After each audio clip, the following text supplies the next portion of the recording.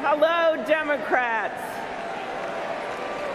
I'm here to make the case for a leader who, as you just saw, is focused on security. Security for our country, security for our economy, and our democracy. A leader who knows we are all more secure when women and girls have the opportunity to lead with their heads high and their strides strong. That leader is Hillary Clinton. She sees a world where girls are not captured and sold, but are fearless and bold, where they lead and not follow, and where when someone tells a young woman, "You fight like a girl," her answer is, "Yes, I do, and I'm proud to be that girl."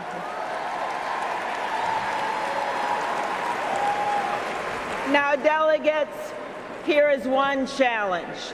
Today, millions of people in the world are held in forced labor or sexual servitude. Human trafficking hits home for me. I'm a former prosecutor. A few years ago in Minnesota, a 12-year-old girl got a text to go to a party. A man picked her up in a parking lot and raped her. She ended up in a hotel and was forced to take explicit pictures of herself. They were posted online, and then she was sold to 2 more men. They got that guy.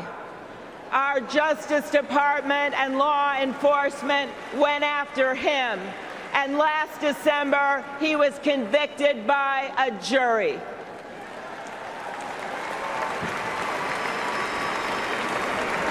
She was 12 years old, not old enough to drive a car or go to her high school prom, not old enough to vote. This is happening in our own country.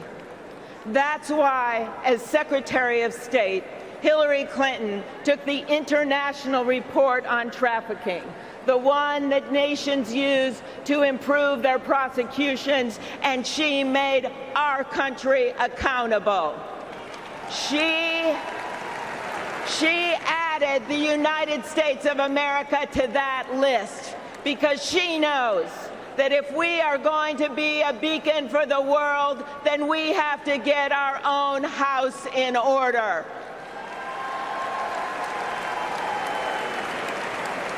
And when Hillary said, "Human rights are women's rights, and women's rights are human rights," she named sex trafficking as a violation of those rights. She didn't just say it anywhere, my fellow delegates. She said it in China. She came home from Beijing, and she supported the first trafficking law in our country. And years later, she supported my bipartisan bill that's helping law enforcement crack down on trafficking and make sure that kids who are trafficked are treated as the victims that they are and not as criminals. Fellow delegates, human trafficking is the 3rd biggest criminal enterprise in the world. As long as ISIS is selling girls for $165, and parents in Nigeria are left with nothing but bows and arrows to chase the terrorists who steal their daughters in the middle of the night, we will never have a just and good world. Because when women are held back, democracies falter.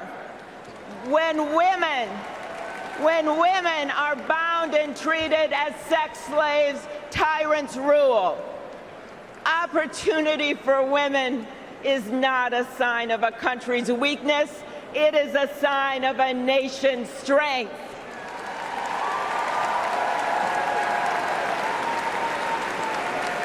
Or maybe, just maybe, Mark Twain said it best. What would men be without women? Scarce, sir, mighty scarce. Elevating women across the world so they're treated with dignity and respect, that's what Hillary Clinton will do. And if that means playing the woman card, Donald Trump, let me tell you, there are hundreds of millions of women in this world who are ready to play that card.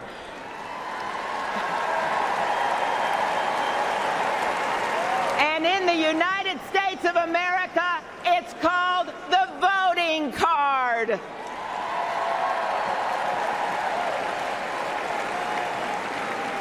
You know, part of how we make this better is by telling the truth, laying out the facts, and sharing our stories. Here with us tonight is someone who has experienced the devastation of human trafficking. It is hard to put to words the horror she's faced, but Ima Matul has the courage to speak out. We all have a voice. This election, let's use it. We welcome you to the stage, Ima.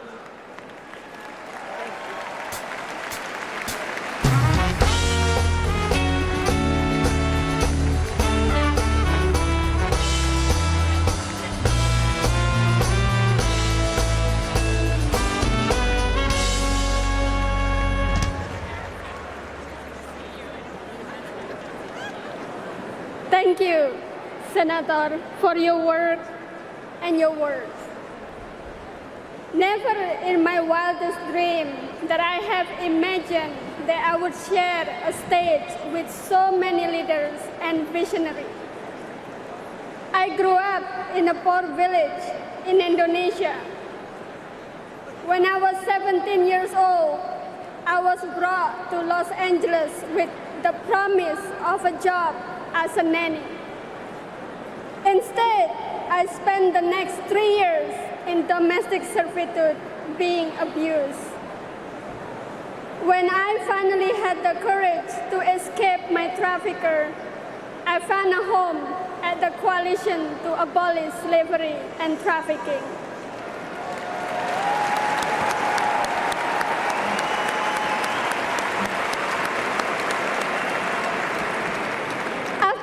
The support I needed, I found the strength to organize survivors from across the country.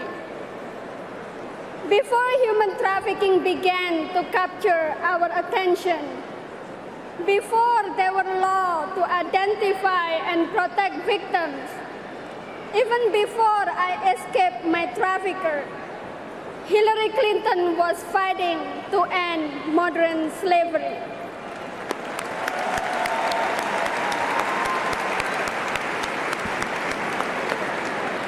And throughout her career, Hillary kept up the fight.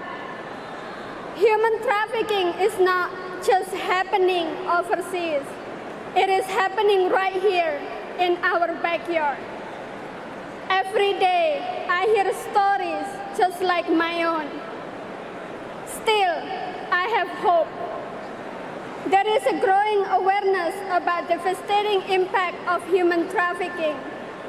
There is growing embrace of survivors in our communities and businesses and churches. And there's growing commitment to finding innovative solutions to make sure this generation of survivors will be the last.